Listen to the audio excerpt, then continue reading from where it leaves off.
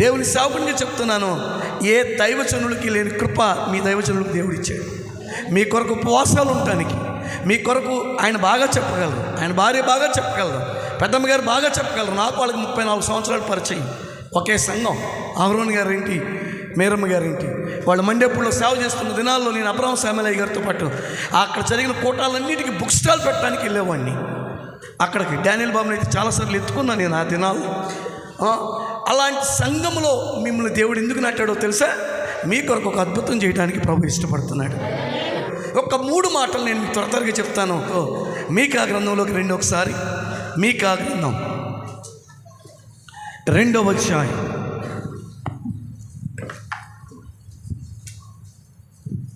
765 page. మీకా గ్రంథం 2వ అధ్యాయం 13వ వచనం. ప్రాకారములు పడగొట్టువాడు వారికి ముందుగా పోవును. వారి గుమ్మమును పడగొట్టి దాని ద్వారా దాటిపోవుదురు. వారి రాజు వారికి ముందుగా నడుచును. యెహోవా వారికి నాయకుడుగా ఉండును. స్తోత్రం చెప్తారా? ప్రాకారములు పడగొట్టువాడంట వారికి ముందుగా వెళ్తాడట. అర్థమైందా? మాట చెప్పనా? మీలో ఎంతమంది కోళ్ళు పెంచుతారు? ఎవరన్నా ఉన్నారా? లేదు. ఏమనుకోద్దు, నాకేమవుద్దు పెంచు. మా ఇంట్లో కోడి పిల్లలు పెంచుతాం. ఒక పుంజు నా ఆత్మీయ తండ్రికి ఇస్తా. ఇప్పటికీ నా ఆశ అది. ఒక దశంభాగం నా ఆత్మీయ తండ్రికి ఇస్తాను, ఒకటి నా సంస్థకి ఇస్తాను. ఒక పుంజేమో మా స్థానిక సంఘానికి ఇస్తాను, మా అమ్మగారు వెళ్ళే సంఘానికి. ఒకటేమో నా ఆత్మీయ తండ్రికి ఇస్తాను. ఒక పుంజు తీసుకెళ్ళి, అయ్యగారు బాగా బలిసింది, 4 కేజీలు ఉంది, రేపు కోసుకుని తినండి అన్న. ఈ పూట ఏంటి నీ పరిస్థితి అన్నాడు. ఖాళీయే అన్నాడు. సత్యనాపురం రైల్వే కాలనీకి వెళ్ళి వాకింగ్ చెప్పు అన్నాడు. ఇలా 2 చేతులు ఎక్కి చూపించాను. నాకుంద 2 చొక్కాలు, ఆటలు ఇదే కొంచెం మంచిది, పర్రన పగిలిపోయినాయి 2. వాకింగ్ చెప్తా చెయ్యెత్తాను అనుకో, నీకు అవమానం నాకు అవమానం అన్న. నా లాల్చి వేసుకెళ్ళి అన్నాడు. నీది నాకు పట్టదు, నాకు కొంచెం పట్టు ఉందన్న. నీకు సైతాన్ని పట్టింది, నువ్వు మాత్రం వెళ్ళి వాకింగ్ చెప్పు అన్నారు. సరే వచ్చిన ప్రార్థన చేయండి, చేతులు ఎత్తకుండా చెప్పేటట్టు అన్న.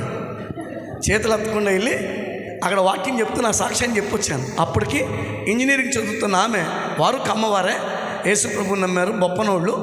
అయితే హోసన్నాకి వెళ్తారు కనుక నేను సిస్టర్లాగా వెళ్ళిపోతానంటే వాళ్ళ నాన్నాళ్ళు అన్నారు, మనం సేవకుని పెళ్లి చేయలేదని ఇలా వెళ్ళిపోయామని అనుకుంటారమ్మా, వద్దు, మనలోనే సేవకుడు దొరికితే ఎలాంటి వాడైనా సరే మేము ఆదుకుంటాం, ఏం భయపడద్దు అన్నాను. నేను అంతకుముందు 40 దినాలు ఉపవాసం ఉన్నా. ఎందుకో తెలుసా? నాకు మంచి భార్య దొరకాలి, ఎర్రగా ఉండాలి, బారుచెడ ఉండాలి, ఒకే ఒక కూతురై ఉండాలి, నాకు ఒక బావమరిది చిన్నోడై ఉండాలి, పెద్దోడు కాదు. మళ్ళీ పాల్ యాంగిచో గారు 4వ కోణం పుస్తకం చదివి నేను ప్రార్థన చేసుకున్నా. అర్థమైందా?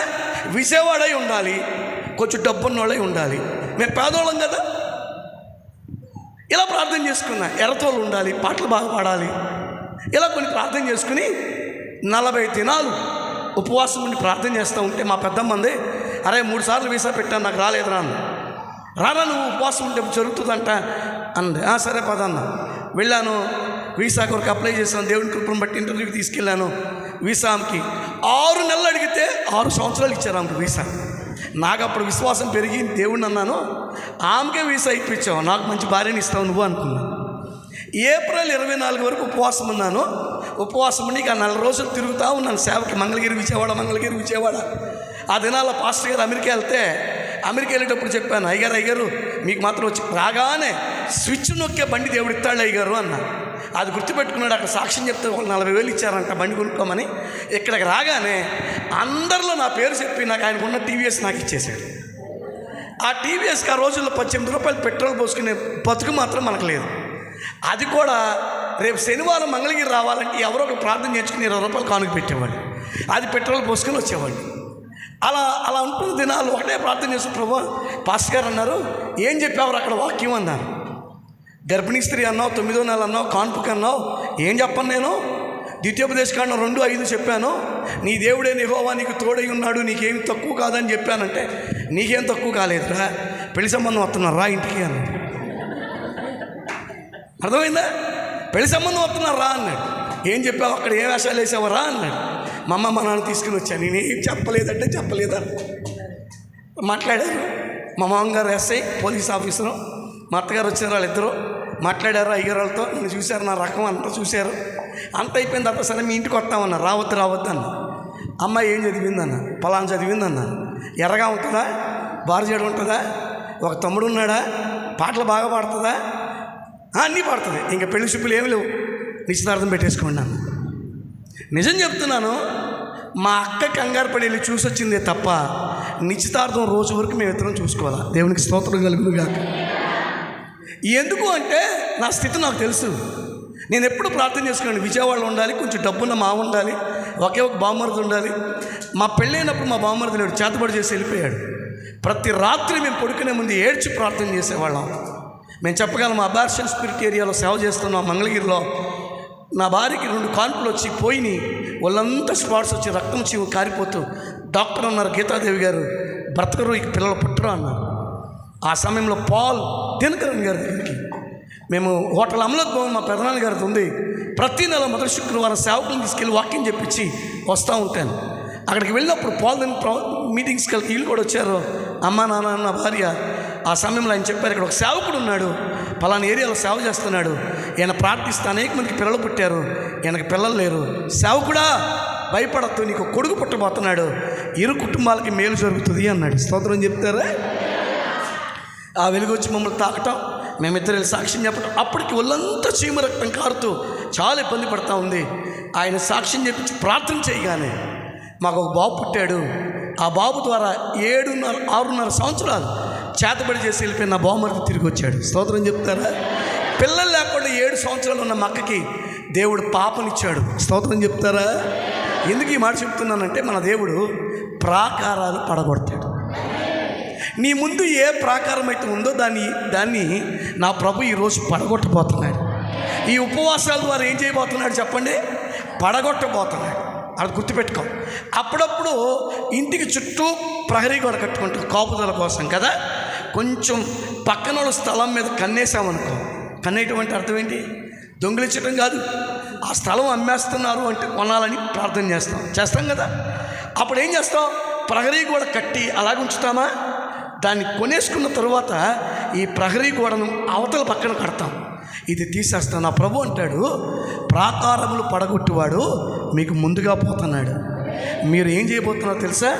దానిని వశపరుచుకోబోతున్నారు, దాన్ని స్వాధీనపరుచుకోబోతున్నారు. నేను అంటాను, ఏ ఇంటిలో మీరు ప్రార్థన చేశారో, ఏ ఇంటిలో మీరు అడుగు పెట్టారో, ఏ గ్రామం కొరకు మొరపెడుతున్నారో, ఏ తెగవారి కొరకు మొరపెడుతున్నారో, ఏ జాతి క్షీణించిపోతున్న వారు దీవించబడాలని మొరపెడుతున్నారో, వాటిని ఉపవాసాలు ముగించే లోపల నా దేవుడు మీకు కైవసం చేయబోతున్నాడు. మీరు సొంతం చేసుకోబోతున్నారు. నేను చెప్పగలను, ఏప్రిల్ 24తో నేను ఉపవాసాలు ముగించాను. మే 24ని మేము ఇద్దరం చూసుకోకుండానే పెద్దలు వచ్చారు, చూశారు, ఇటోళ్ళు అటోళ్ళు వచ్చి చూసుకున్నారు. మా ఇద్దరికి నిశ్చితార్థం అయిపోయింది. జూన్ 6న పెళ్ళి అయిపోయింది 2001లో. ఇప్పటి వరకు మా జీవితాల్లో తిండి పెట్టని రోజులు బోల్డ్ ఉన్నాయి. ఇద్దరం కలిసి నడుచుకుంటూ వచ్చిన రోజులు బోల్డ్ ఉన్నాయి. కానీ ప్రభు మమ్మల్ని ఎప్పుడు సిగ్గుపరచలేదు. నేను చెప్పగలను, దేవుని కొరకు ఎదురు చూస్తాం ఇప్పటికీ. నేను చెప్పగలను, నేను ఇన్ని పెళ్ళిళ్ళు చేసినా, మన నోయల్ స్వామి దగ్గర కూడా నా బర్త్డే 49 పుట్టినరోజులు పూర్తయి నేను కూటమి పెట్టుకుంటే వచ్చి ఆయన చెప్పిన ఒకే ఒక మాట, చాలా పెళ్ళిళ్ళలో ఈయన రిజిస్ట్రార్గా ఉన్నారు, నేను ప్రసంగికుడిగా ఉన్నాను. దైవ సేవకుల తర్వాత నాకు చెప్పిన మాట ఏంటంటే, ఆ పెళ్ళిళ్ళన్నీ బాగున్నాయని చెప్పారు అన్నారు. స్తోత్రం చెప్తారా? అది దేవుని కృప. రెండోది నా భార్య సలహా. ఎందుకో తెలుసా? తెల్లవారుజాము 4 వరకు నా కొరకు ప్రార్థన చేస్తాను, సంఘం కొరకు ప్రార్థన చేస్తాను. ఈరోజు దైవజనుడు నన్ను తోడు రమ్మన్నారు అంతే. కానీ నేను అన్నా, తమ్ముడు ఒక అరగంట మా ఆవిడికి ఇస్తావా అన్న. సరేనన్నయ్య అన్నాడు. నిజంగా చెప్తున్నాను కదా, నాకంటే మీరు ఆమె ప్రసంగం ఎంజాయ్ చేశారు. ఎందుకు ఈ మాట చెప్తున్నానంటే, ఏ ట్రైనింగ్ అవ్వాలా, దేవుని పాదాలు పట్టుకుని ఏడ్చింది. ఈరోజు తల్లులారా, జ్ఞానవంతురాలు తన ఇల్లు కట్టును, 3 రాలు మీరే అన్నారు, నేను అల్లా. ఈరోజు జాగ్రత్త. ఈ మహానాడు పట్టణాన్ని అనేక మంది నశించిపోతున్న వారిని క్రీస్తు కొరకు మనం గెలవాలి. నేనంటాను, రాబోయే దినాలు ఈ సంఘంలో 4-5 ఆరాధనలు మీరు జరిపించాలి. ఆ బాధ్యత మీకు కావాలి అంటే, ప్రాకారములు పడగొట్టువాడు మీకు ముందు పోతున్నాడు, మీరు ఆయన్ని వెంబడించండి. స్తోత్రం చెప్తారా? ఆషాఢ మాసం సేల్ కాదు వెంబడించాల్సింది. ఏమండి, కరెక్ట్గా షాపింగ్కి వెళ్తే ఉదయం వెళ్ళినోళ్ళు రాత్రి వరకు భలే తిరిగేస్తారు, మెట్లన్నీ తిరిగేస్తారు కదా. అలసట రాదు, ఏమి రాదు, 2 నిమ్మకాయ నీళ్ళు మాత్రం తాగుతారు. అదే ఉపవాసం ఉంటే 3 గంటల ప్రార్థనకి చచ్చిపోతాం. వాచ్యానికి మీ భాస్కర్ అడ్డు పెట్టాడు, చాలా తెలివైనడు కదా. ఈరోజు జాగ్రత్త, వచ్చిన సాగుడికే వార్నింగ్, అది మీకు కాదు. బైబిల్ చెప్తున్న మాట ప్రాకారములు పడగొట్టడం. ప్రాకారములు ఎవరు పడగొట్టగలరు? దేవుడు పడగొడతాడు. ఏమా టైం అయిపోయిందా, వెళ్ళిపోతున్నావా? ప్రాకారములు పడగొట్టువాడంటే వారికి ముందుగా పోతాడట. 3 మాటలు. నెంబర్ 1 చూద్దాం ఏమేమి ప్రాకారం మనకుందో చూద్దాం. మొదటి సమూయేలు గ్రంథం 17వ అధ్యాయం 47వ వచనం. 1 శామ్యూయల్.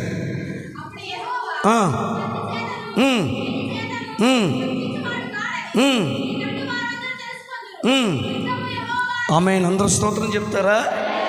బైబిల్ చెప్తున్న మాట, ఇశ్రాయేలీలు ఏలాలోయ దగ్గర ఉన్నారు. గొలియాతు కేకలేస్తున్నాడు, మీలో దమ్మున్నాడు ఎవడైనా ఉంటే వచ్చి నన్ను ఓడించమనండి, మా సైన్యం అంతా వచ్చి నీకు వంగిపోతాం. దమ్ము ఎవడికి లేదు ఇశ్రాయేల్లో. సౌలు భయపడిపోతున్నాడు, ఏం చేయాలో అర్థం కాల. అక్కడికి సౌలు సైన్యంలో యెషై కుమారులు కొంతమంది పనిచేస్తున్నారు. వాళ్ళల్లో ఒక కుమారుడు దావీదు. రేయ్, మీ అన్నల సంగతి చూసినారా, నీ చున్నిగడ్డలో ఇచ్చి పంపించాడు. వచ్చినోడు వచ్చినట్టు వాడి దగ్గరికి వెళ్ళా, వేరే వాడి దగ్గరికి వెళ్ళి కొన్ని కబుర్లు చెప్పేవాళ్ళు ఉంటారు కదా.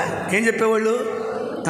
మీలో కొంతమంది వాక్యం వినేవాళ్ళు అయితే నా రంగు చూసేవాళ్ళు కొంతమంది ఉంటారు, నా లావు చూసేవాళ్ళు కొంతమంది ఉంటారు, నేను ఎన్ని నిమిషాలు చెప్పానో చూసేవాళ్ళు కొంతమంది ఉంటారు, నేను అక్కడ ఎలా కూర్చున్నానో చూసేవాళ్ళు కొంతమంది ఉంటారు, నా భార్య నా కూతురు ఎలా కూర్చుందో చూసేవాళ్ళు కొంతమంది ఉంటారు. మీరు వాక్యం చెప్పేవాళ్ళు కొంతమంది అయితే ఇవన్నీ చెప్పేవాళ్ళు కొంతమంది. పాస్టర్ గారి మీద కూర్చొని పొడుగు అనుకుంటా కదా, ఇలా కొంచెం మాట్లాడుకునే వాళ్ళు కొంతమంది ఉంటారు కదా. అక్కడ కూడా కొంతమంది అయ్యి మాట్లాడుతున్నాడు. రే కాదురా, ఏంటో కేకలు ఏంటి? ఏమన్నా కేకలో ఆ గొలియాతు అంటే ఇశ్రాయేలు ఎవడని చంపితే రాజ్యం మొత్తం ఆడితేనంట, రాజుగారు కూతురు నుంచి పెళ్లి చేస్తాడంట. అప్పటికే మనోడు అయిపోయాడు. ఏమైపోయాడు? సింహాన్ని చీల్చేశాడు, ఎలుగుబంటిని చీల్చేశాడు, మంచి కసి మీద ఉన్నాడు. అంతే, కసి మీద ఉన్నవాడు ఏం చేశాడు తెలుసా? ఆఫ్టర్ ఆల్ లీడ్ అంత అన్నాడు. అది 10 మంది కనబడింది. ఆ మాట దమ్ము పలికేవాడు ఎవడు లేడు అక్కడ. వెంటనే తీసుకెళ్ళి సౌలుకి చెప్పారు.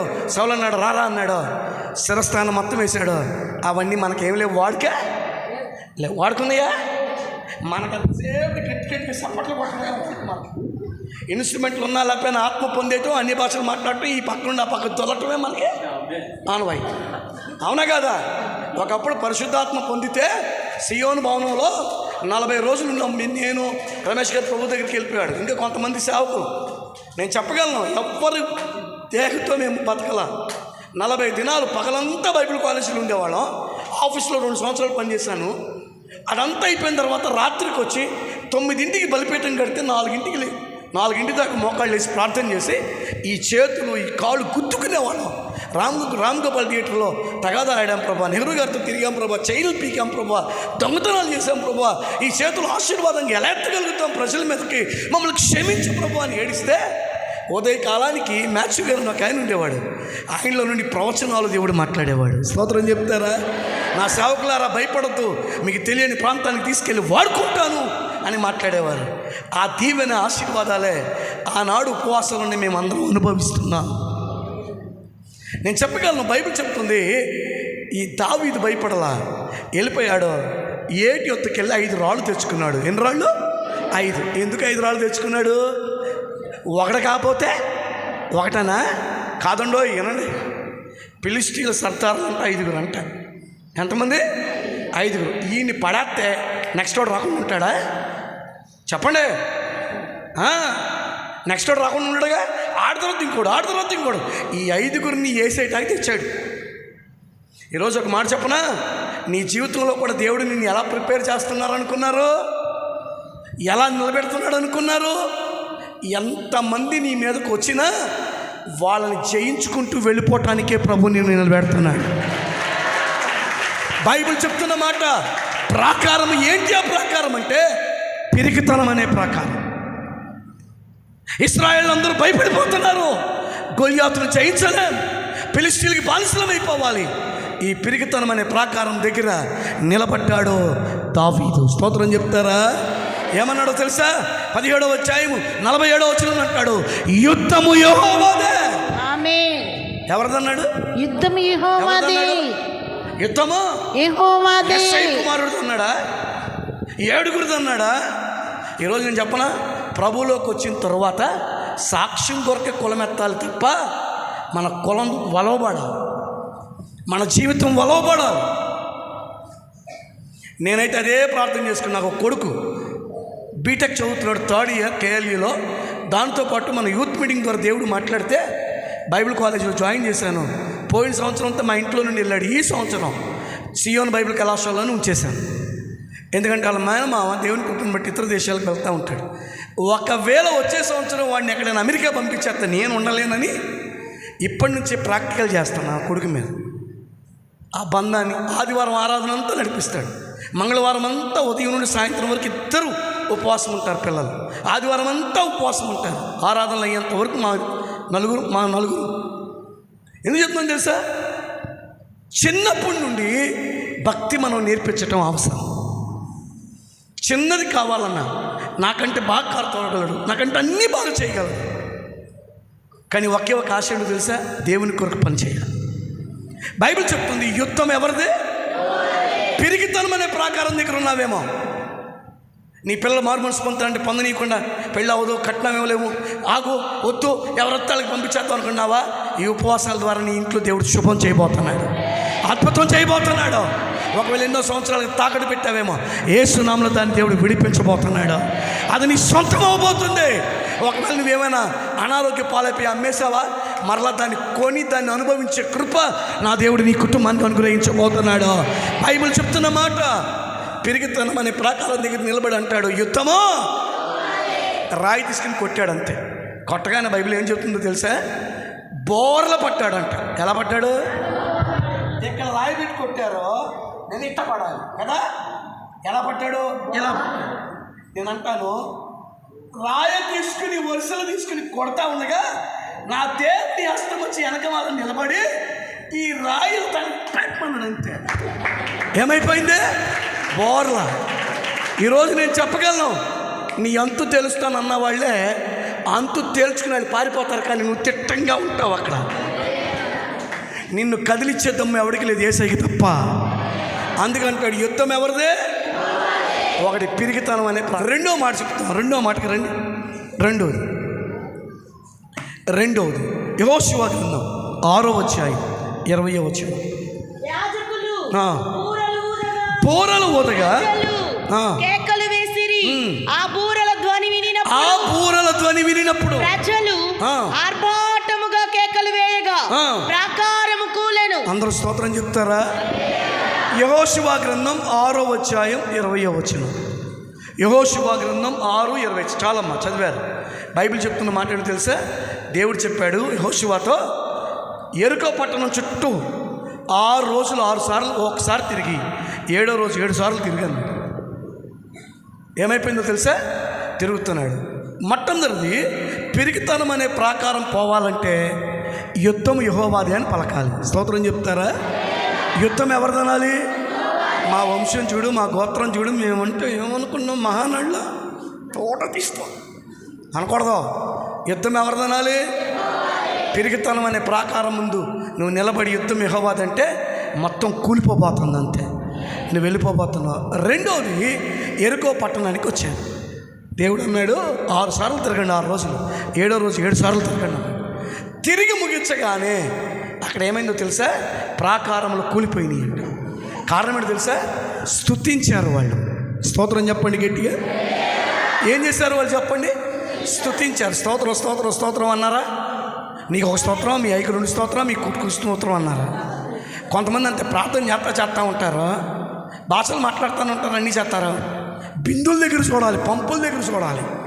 2 రోజులు పంపులు రాబోతే 3వ రోజు వీడియో తీయాలి కదా.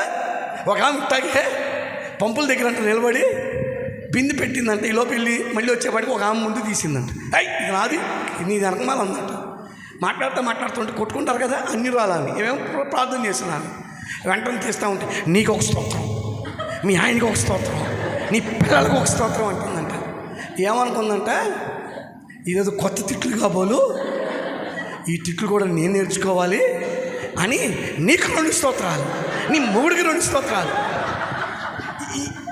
ఈ ప్రార్థన చేసే ఆమె మామూలు కంటే ఈ అన్యురాలంట ఎక్కువగా అందంట.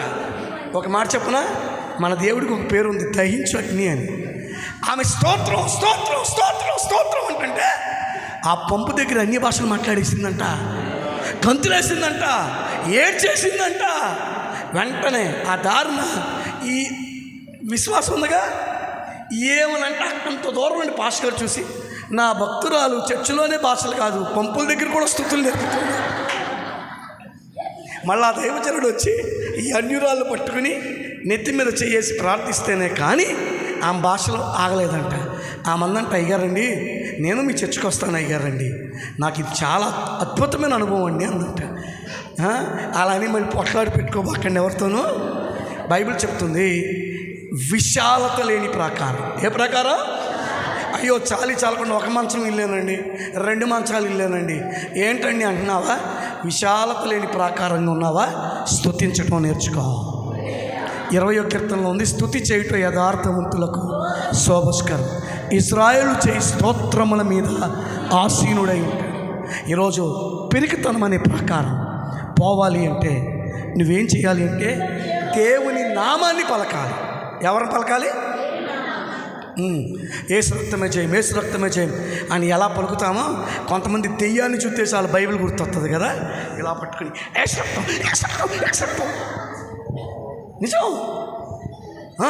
దైవ సేవకులు ఆత్మచేత నింపబడి మోకాలు దాన్ని వేసి వదిలిస్తూ ఉంటే, పేరు చెప్పిపో అంటూ ఉంటే పక్కన ఏసు రక్తం ఏసు రక్తం ఏసు రక్తం. ఎందుకు? పెరిగితనం అనే ప్రాకారం దగ్గర దేవుని నామాన్ని పలక.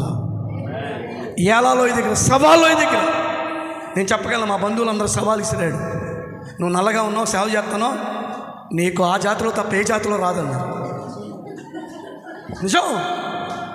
గుణదల ఐపీసీ సెంట్రల్ చర్చిలో నా పెళ్లి జరిగినప్పుడు మా బంధువులందరూ ఏమన్నారు తెలుసా? దండం పెట్టి, ఈయన దేవుడు గొప్పోడు.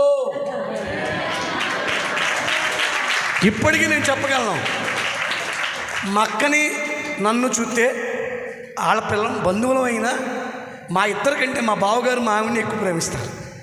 ఎందుకంటే ఇద్దరు బయట వాళ్ళు అయినా ఎర్రటి తోలోళ్ళు, మంచి అందగాళ్ళు. ఎందుకు చెప్తున్నాను తెలుసా? అసలు కంటే వడ్డీ ముఖ్యం అంటారుగా. దేవుని పిల్లల్ని దేవుడు తిట్టనిస్తాడా? ఏడవనిస్తాడా? ఈరోజు నువ్వు అద్దె కొంపలో ఉంటూ డబ్బులు కట్టలేని బాధపడుతున్నావు, రాసుకో చెప్తాను. వచ్చే సంవత్సరం మళ్ళీ ఈ రోజు కల్లా నా దేవుడు నీకు మంచి ఇంటిని ఇవ్వబోతున్నాడు, మంచి కుటుంబాన్ని దేవుడు ఇవ్వబోతున్నాడు, మంచి ఉద్యోగాన్ని దేవుడు ఇవ్వబోతున్నాడు. 60-70 వేలు చేతగాడుగా మీలో ప్రభు లేపబోతున్నాడు. లేపినప్పుడు ఏం చేయాలో తెలుసా? దశంభాగం ఇక్కడికే రావాలి. ఏ కలవర టెంపుల్కి వెళ్ళకూడదు, ఏ జీసస్ కాల్స్కి వెళ్ళకూడదు. కోపం వచ్చిన అందరూ స్తోత్రం చెప్పండి ఒకసారి.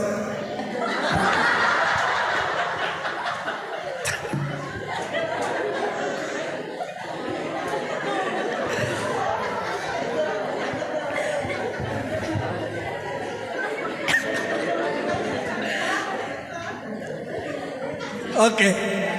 ఇశ్రాయేలీలు యెరికో పట్టణాన్ని స్వాధీనం చేసుకున్నారు కదా. వాళ్ళకి ఏమొచ్చింది? విశాలత వచ్చింది. విశాలత లేని ప్రాకారం దగ్గర స్తుతించడం నేర్చుకో. రెండవ ఆయుధం ఏంటి? స్తుతించడం. అంతే. ఆయన స్తుతించినప్పుడు మేలు జరుగుతుంది. స్తోత్రం చెప్తారా? అలాగే మూడో మాట చెప్పేసి ముగిస్తాను. 2వ దినవృత్తాంతాల గ్రంథం 14వ అధ్యాయం 11వ వచనం. ఆసా తన దేవుడైన యెహోవాకు మొరపెట్టి, యెహోవా విస్తారమైన సైన్యము చేతిలో ఓడిపోకుండా బలము లేని వారికి సహాయం చేయుటకు నీకన్నా ఎవరునూ లేరు. మా దేవా యెహోవా మాకు సహాయము చేయుము, నిన్నే నమ్ముకొని ఉన్నాము. నీ నామమును బట్టియే ఈ సైన్యమును ఎదిరించుటకు బయలుదేరి ఉన్నాము. యెహోవా నీవే మా దేవుడవు, నరమాత్రులను నీ పైన జయమొందనీయకుము అని ప్రార్థింపగా యెహోవా ఆ కూషీయులను ఆసా ఎదుటను యోదావారి ఎదుటను మొత్తినందున వారిని మొత్తినందున వారు పారిపోయి. స్తోత్రం చెప్తారా? ఇక్కడ మూడవ ప్రాకారం. ఒక ప్రాకారం ఏమన్నాను? పిరికితనం. చెప్పండి. ప్రభు కొరకు కానుకలు ఇవ్వాలన్నా పిరికితనమే, కానీ అప్పలంగా మాత్రం దోచుకోవడానికి మాత్రం రెడీగా ఉంటాం. అయ్యగారు ఎప్పుడన్నా ఆశీర్వాదం ఆమెనండి సార్, ఆమెన్ అంటే ఎప్పుడన్నా ఇవ్వండి అన్నాం, ఇద్దాంలే మాస్టర్ గారండి. ఒకటి పిరిగితనం అనే ప్రాకారం. ఆ ప్రాకారం కూలిపోవాలంటే యుద్ధం ఎవరిదనాలి? రెండోది సహాయం లేని విశాలత లేని ప్రాకారం. విశాలత లేనిది స్తుతించడమే. ఏం చేయాలి చెప్పండి? ఏం చేయడం చెప్పండి? స్తుతించడమే. నేను చెప్పగలను, ఒక రేగుల షెడ్లో ఉండేవాళ్ళం, దేవుని స్తుతించడం నేర్చుకున్నాం. దేవుడు మాకు మంచిగా ఒక డాబా కట్టుకునే కృప దేవుడు మాకు ఇచ్చాడు. నా పాపకు చూపించాడు చిన్నప్పుడు, పలానా ప్రాంతంలో మేము నడిచి చూపించాడు. అది రూరల్, మేమేమో సిటీలో ఉంటున్నాం. కాదని ప్రార్థిస్తే అది కూడా సిటీలోకి దేవుడు తీసుకొచ్చి మార్చి మాకు అక్కడ స్థలం ఇప్పించాడు. స్తోత్రం చెప్తారా? ఈరోజు ఒకవేళ నీ జీవితంలో కూడా ఎలా ఉన్నావో నాకు తెలియదు, విశాలతగా బాధపడుతున్నావా? స్తుతించడం నేర్చుకో. స్తుతించేదను నా యేసు ప్రభు కృతజ్ఞతతో అనుదిన. హల్లెలూయా. స్తుతించడం, విశాలత ప్రభు మనకిస్తాడు. మూడవది, ఆ కూషీలను ఆసా ఎదుటను యోధా వారి ఎదుటను మొత్తినందున వారు పారిపోయారు. ఇశ్రాయేలీల సైన్యం 5,40,000 మంది, అవతల ఉన్నవాళ్ళు 10 లక్షల మంది. రై ఒక్కొక్కళ్ళు ఇద్దరు నేసేంటి రా, దేవుడు మనకు తోడున్నాడు అనొచ్చు. కానీ ఆశ మోకాళ్ళ దండేసి ప్రార్థన చేశాడు. ఏ దండేసి? చెప్పండి గట్టిగా.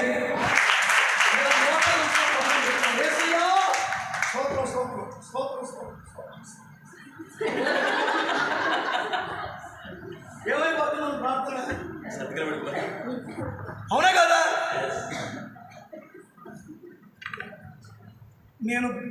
నేను ఎవరిని హెచ్చించడానికి తగ్గించడానికి కాదు.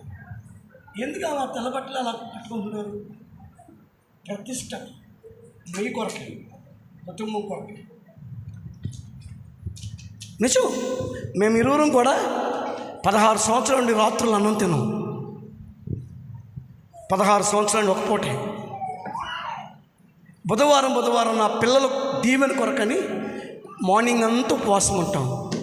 ఆ ఒక్కరోజే ఎవరన్నా సేవకులకి దగ్గరికి వెళ్తే వాళ్ళు తినమంటే తింటాం, లేకపోతే అది కూడా తినము. అలా ఉండటం వలన మా బ్రతుకుల్ని దేవుడు పైకి లేపాడు, ఆశీర్వాదంగా చేశాడు. మా పెదనాన్న విశాఖపట్నంలో ఉంటాడు. ఆయన ఏమన్నాడు తెలుసా? మీకు ఏమీ లేదురా, అన్నీ నేను చూసుకుంటాను, 40 సంఘాలు అప్పు చెప్తాను, నా దగ్గర ఉండిపోరా, నీకు అప్పుడు పెళ్ళి అవుతుంది, మీ అక్క కూడా సాయం చేస్తాను అన్నాడు. నేను ఛాలెంజ్ చేసి వచ్చాను, పెదనాన్న నాన్న ఉన్నాడు బాధపడ్డాడు, నా దేవుని దగ్గర నేను ఉంటే దీవించబడతాను పెదనాన్న, నీ దగ్గర ఉన్నాను అన్నా.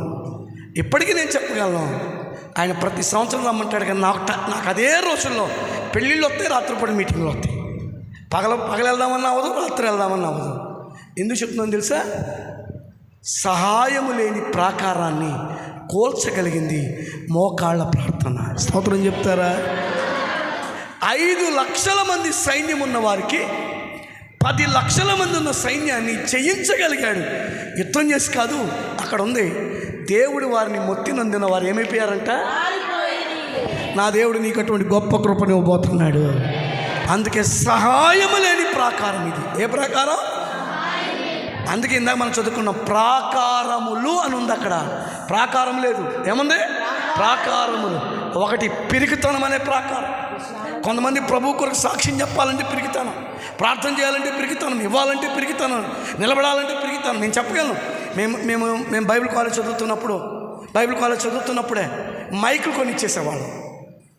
ఉదయకాలం 5 గంటలకు లెగిసి ఆ మరియమ్మ కొండ అంతా ఎక్కేసి సువార్త చేయడానికి మైకులు కొని ఇచ్చేవాళ్ళు. అలా చేయటం వల్లనే ఈరోజు నాకంటూ విజిటింగ్ కార్డు లేనే లేదు. ఇప్పటికీ దేవుడు వద్దన్నాడు, వేయించడం. ఎవరి దగ్గరికి వెళ్ళి అడగం. 40 దినాలు ఉపవాసం ఉంటాం, ప్రార్థన చేస్తాం, సంవత్సరానికి 3-4 సార్లు ఉంటాం. నా దేవుడు ప్రతి అక్కర తీరుస్తున్నాడు, ప్రతి అవసరత తీరుస్తున్నాడు. నాకంటే మంచి ప్రార్థించే అమ్మాయిని ఇచ్చాడు. మా ఇద్దరి కంటే దేవుని మీద ఆధారపడి చాలాసార్లు నా పిల్లలకి అడిగినవి కొనిపెట్టలేని స్థితిలో ఉన్నా వాళ్ళు ఏ రోజు వాళ్ళ అమ్మ మా తాతయ్యకి చెప్పుకోరు, దేవునికి మాత్రమే చెప్పుకుంటారు. స్తోత్రం చెప్తారా? ఈరోజు నేను చెప్పగలను, ప్రాకారంలో పడగొట్టేవాడు మీ మధ్యలో ఉన్నాడు. ఒకటి పిరికితనం అనే ప్రాకారాన్ని దేవుని నామం చెప్పించుట ద్వారా, యుద్ధము దేవుడిది అని చెప్పుట ద్వారా కూలిపోబోతుంది. రెండోది విశాలత లేని ప్రాకారం, విశాలత. ఆ ప్రాకారాన్ని ప్రార్థన ద్వారా ఏం చేయబోతున్నా? స్తుతించు. స్తుతిలో శక్తి అనే పుస్తకం చదవండి, స్తుతించు. నేను రోజు ఏ ఇంటికి వెళ్తే ఆ ఇంట్లో 150 స్తుతులు చదువుతాను నా సంఘ బిడ్డలకి. నా భార్య మెచ్చ చేసి 50 చదువుతాను, నా మెచ్చ చేసుకుని 50 చదువుతాను. నా పిల్లల మీద నేను ఇల్లు కట్టేటప్పుడైతే చేతగాని వ్యక్తిని పాస్టర్ గారికి ఎవరిస్తారండి 50 లక్షల లోను, ఏ ఐడి ప్రూఫ్స్ లేకుండా. రోజు ఆ స్థలానికి వెళ్ళి అందరం ఉపవాసం ఉండి స్తుతులు చదవటం ప్రారంభించాం.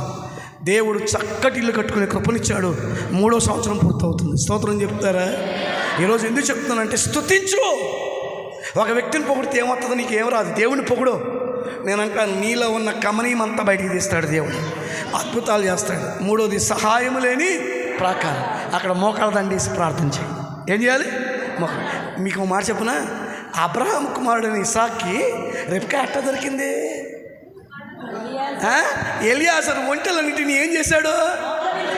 మనం కుక్కకి కాలెత్తమంటే ఎత్తిస్తాం కదా, టామీ అంటే కదా, అవునా? మోకాళ్ళ దండ ఏడ్చి ప్రార్థన చేయించాలి. అప్పుడు మన కుటుంబాలు దీవించబడతాయి. కనుక ఈ రాత్రి ప్రాకారములు పడగొట్టేవాడు వారికి ముందుగా పోవను, వారు వాటిని దాటి వెళ్ళిపోతారు. యెహోవా వారికి నాయకుడిగా ఉంటాడు. స్తోత్రం చెప్తారా? అహరోనయ్య గారు ఇన్ని సంవత్సరాలు ప్రయాసపడ్డారు, ఇన్ని సంవత్సరాలు కష్టపడ్డారు. నేను చెప్పగలను. అన్నవారిని అనకుండా, తిట్టిన వారిని తిట్టకుండా, కుష్టి వ్యాధి వచ్చి చనిపోతాడు పనికిరాడు అనుకున్న వ్యక్తిని దేవుడు నిలబెట్టి వాడుకున్నాడు. ఆ తర్వాత తరంగా మీ సేవకులు వచ్చారు. నేను అంటాను, దేవుడు ఆయనకి నాయకుడిగా ఉండబోతున్నాడు, దేవుడు ఆయన దీవించబోతున్నాడు. డాడీ ఈ పని చేయాలి డాడీ, దానికి ప్రార్థన చేయని అడగటానికి ఆయన లేకపోవచ్చు, కానీ పరలోకపు దేవుడు ఆయనకి నాయనగా ఉండి, నేనంటాను ఇతర దేశాలకు దేవుడు తీసుకెళ్ళబోతున్నాడు, వాడుకోబోతున్నాడు. నేనంటాను ఆ సమయాల్లో మీరు చేతులెత్తి, మోషే చేతులు ఎత్తినప్పుడు అమాలేకీయులు ఓడిపోయారు, ఇశ్రాయేలు గెలిచారు. అది చూస్తున్న వ్యక్తులు ఎలా వచ్చి పక్కన నిలబడి చేతులు ఎత్తారో అలా ఎత్తండే తప్ప కుళ్ళుకోబాకండి. దేవుని సేవకుని దేవుడు దీవించే కొద్దీ మేము ప్రాకారంలాగా నిలబడతాం. సంఘానికి పిరికితనం అనే ప్రాకారం, సహాయము లేని ప్రాకారం, విశాలత లేని ప్రాకారాన్ని యుద్ధము యెహోవాదే అని ప్రకటించడం ద్వారా, ప్రార్థన చేయడం ద్వారా, స్తుతించుట ద్వారా జయించబోతున్నాం, కృప పొందుతాం. దేవుడి మాటలు మన కొరకు దీవించును గాక. మరొకసారి మీ అందరికీ బయట కూర్చున్న వాళ్ళు, లోపల కూర్చున్న వాళ్ళు, అయ్యారు ప్రాకారములు పడగొట్టువాడు నీ ముందున్నాడు. నిన్ను ఎత్తావు చేస్తున్నారా? ఇంత ప్రార్థన చేస్తావు, తెలచర్లే కట్టుకుంటావు, సమర్పించుకున్నావు, ఎందుకు జరగట్లేదు అనుకుంటున్నారా? ఇదిగో యుద్ధము యెహోవాదే. పిరికితనం అనే ప్రాకారం కూలిపోబోతుంది యేసునామములో. పిరికితనం అనే ప్రాకారము పిల్లల హృదయాల నుండి దేవుడు తీసివేయబోతున్నాడు. మంచి ఎడ్యుకేషన్ దేవుడు ఇవ్వబోతున్నాడు, మంచి వరాలు దేవుడు ఇవ్వబోతున్నాడు, మంచి ఆత్మీయ ఫలాలతో నింపబోతున్నాడు. దేవుని అభిషేకం మీ మీదకి దిగి రాబోతుంది.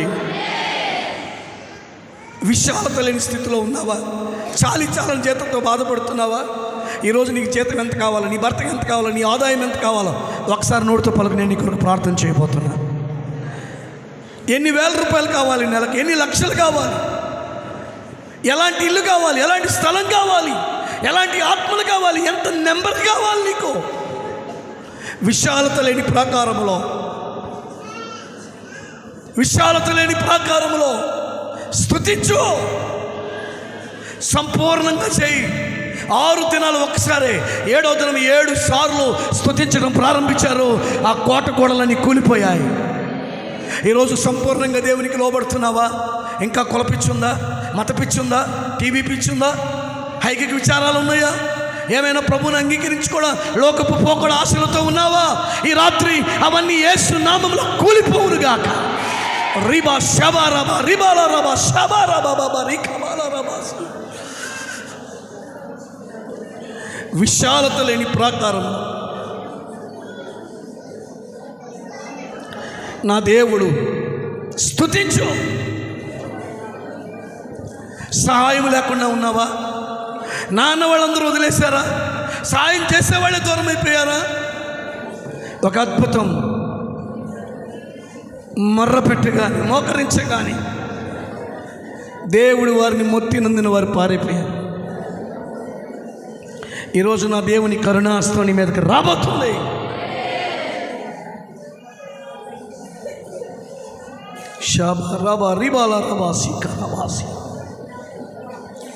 మమ్మల్ని మిక్కిలిగా ప్రేమించిన మా పరమ తండ్రి నీకు వందనాలు. భౌతికంగా మీద ఆస్తులు అరుణయ్య గారు లేనప్పటికీ అమ్మగారు, అలాగే కుమారుడు, కోడలు, మన సంతానం, కుమార్తెతో కలిసి, అల్లుడి గారితో కలిసి, సంఘబిడ్డలు, చిన్నబాబుతో కలిసి, పురుషులు, స్త్రీలు, యవనస్తులతో కలిసి, నేను నా భార్య, నా కుమార్తె బైబిల్ కాలేజీలో ఉన్నాడయ్యా. మేము పాలు పొందడానికి కృప చూపాము. యేసు నామములో మీ దాసులు విత్తిన విత్తనాలు ఫలించునుగాక, నీరు కట్టునుగాక. అనేక మంది జీవితాలలో తండ్రి నీవు సహించలేనిది వారు సహించకుండా ఉందురుగాక నాయన. నీ కృప దింపమని ప్రార్థిస్తున్నాను. ఎవరో వచ్చి చేయాలని కాదయ్యా, ఆ కార్యము మేము చేసి నిన్ను సంతోషపరచడానికి సహాయం చేయండి. ఈ రాత్రి మీరు చెప్పమన్న మాట చెప్పాను. ఏ ప్రాకారాలు అయితే వీరికి ఉన్నాయో అవన్నీ కూలిపోవునుగాక. మీ సేవకుని ఘనంగా వాడుకోనండి. ప్రవచన వివేచన వరాలతో నింపండి. చనిపోయిన వారిని సైతం లేపునుగాక, కృంగిపోయిన వారిని లేవనెత్తునుగాక. ఒక బలమైన అభిషక్తుడికి ఇంకను వాడుకోమని ప్రార్థిస్తున్నాను. అయా సంవత్సరంలో 4-5 సార్లు ఇతర దేశాలకు వెళ్ళటానికి ద్వారము తెరవబడునుగాక నాయన. చిన్నబాబును కూడా మీరు దీవించండి. అన్నదమ్ముల మీద ఏలియా, ఎలీషా అభిషేకం దిగివచ్చునుగాక. పట్టుదలతో సేవ చేయుదురుగాక నాయన. మీకు స్తోత్రం. ఇచ్చిన ఆయన వర్చల్ని దీవించండి, బావగారిని దీవించండి. అయా గిలగల చేస్తున్న సేవను వృద్ధిలో చేయండి. సంతానము తెరవండి నాయన. ఏసునామములో మంచి తలకట్టు, 2 కళ్ళు, ముక్కు, నోరు, 2 చెవులు, 2 చేతులు, 1 చేతికి 5 ఎదురులు, 2 కాళ్ళు, 1 కాళ్ళకి 5 ఎదురులు, కాలేము, జనాశ్రం, ప్రేగులు, గుండె, ఊపిరితిత్తులు చక్కటి బిడ్డలు ఇవ్వండి. సేవలో వాడబడుదురుగాక నాయన. మీ దాసులు డానియేలుకి ఇచ్చిన భార్యను బట్టి, బిడ్డలను బట్టి స్తోత్రం, పరిచర్యను బట్టి స్తోత్రం. అయా తల్లిగారిని బట్టి నీకు స్తోత్రం నాయన. అయా మీకు వందన. మా చిన్ననాట నుండి తండ్రి నీ కొరకు ఎంతో పని చేసిన వ్యక్తి. ఆమె ప్రతి అవసరం నీ నామలో తీర్చండి. ఘనంగా వాడుకోనండి. ఒక దీపస్తంభంగా చేయండి. వెలుగుమయంగా మార్చండి. ఈ ప్రాంతం అంతా వర్ధిల్లుదురుగాక. రాబోయే దినాల్లోనైనా ఇక్కడ అక్కడ ఇంకెక్కడెక్కడ బ్రాంచ్ సంఘాలను వీటన్నిటికి కలిపి మండేపూడిలోను, రావెల్లోను, అలాగే నాయన తాడేపల్లిలోను యేసు నామములో ఒక 1 ఎకరం కొనుక్కొందురుగాక. సంఘము కట్టబడునుగాక నాయన. కొన్ని వేల మంది కూడి నిన్ను ఆరాధించుదురుగాక అడుగుతున్నాను. ప్రాకారములు పడగొట్టువాడా, వీరికి ముందుగా రమ్మని ఆజ్ఞాపిస్తున్నా. నీకు వందనాలు. మీరే కృప చెప్పండి. అభాగ్యులు అయ్యోమయం ప్రభు, దౌర్భాగ్యులు మాకు ఇచ్చిన అవకాశాన్ని బట్టి స్తుతిస్తూ, నువ్వు చెప్పమన్న మాట చెప్పాను. ఏమైనా తప్పు ఉంటే క్షమించమా. మా ప్రభువును, రక్షకుడును, ప్రియకుమారుడు ఇంకా మిగతా దినాలన్నీ కూడా మీరు దీవించి వాడుకుని వెనక వస్తున్న సేవకులను కూడా బలంగా వాడుకున్నాను. యేసు నా ప్రభు ఆఖరి రోజు కొన్ని బాప్తిసాలు జరగడానికి సహాయం చేయండి. మధ్య మధ్యలో జరుగుతున్నందుకు నేను స్తుతిస్తాను. మొండి హృదయాలు మార్పు చెందుదురుగాక. కృప చెప్పమని యేసు నామములో చిన్నాం తండ్రి. మన తండ్రి అయిన దేవుని ప్రేమ, కుమారుడైన యేసు క్రీస్తు వారి కృప, పరిశుద్ధాత్మని యొక్క అన్యోన్య సహవాసము, సమాధానం మనందరికీ, సరళగుణ పరిశుద్ధులకు, ఆయన సన్నిధికి వచ్చిన ప్రియులందరికీ, ఉపవాస దినాల్లో పాల్పొందుతున్న భక్తజనులకు, నడిపిస్తున్న అభిషక్తులైన సేవకులకు, వారి కుటుంబానికి బోధిస్తున్న సేవకులు తోడై ఉండి నడిపించునుగాక. ఆమేన్, ఆమేన్, ఆమేన్.